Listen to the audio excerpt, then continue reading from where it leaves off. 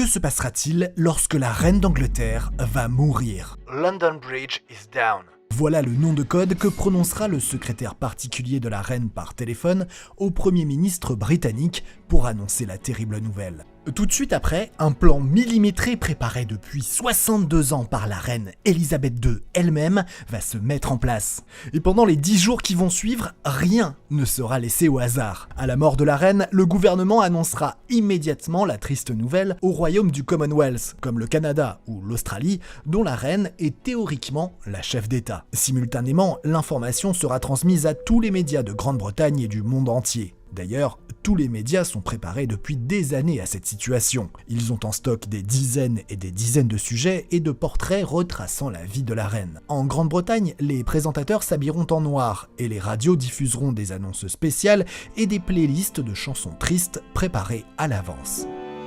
Le site web de la famille royale sera mis à jour avec une unique page noire accompagnée d'un simple message annonçant le décès de la reine. Le personnel de Buckingham, le palais de la famille royale, accrochera un panneau sur les portes du bâtiment afin d'informer le public. Certains événements sportifs seront annulés et les gens rentreront chez eux plus tôt du travail. À la seconde où la reine poussera son dernier soupir, son fils Charles deviendra immédiatement le nouveau roi d'Angleterre et son épouse Camilla, reine consort. Il prononcera son premier discours le jour même.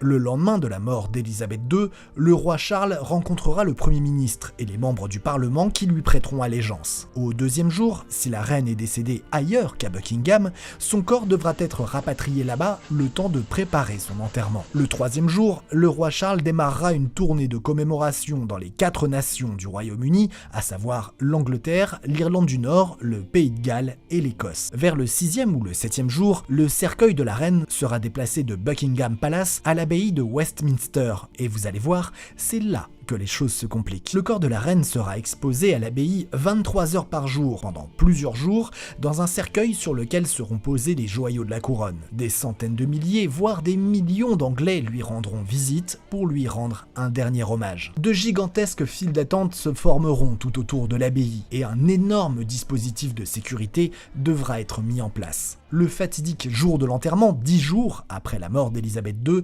sera déclaré comme jour férié. Personne ne travaillera et les commerces seront fermés. À 9h, les cloches de Big Ben sonneront de manière plus solennelle, car elles seront entourées de cuir pour étouffer le bruit, ce qui marquera le début de la cérémonie à l'abbaye de Westminster.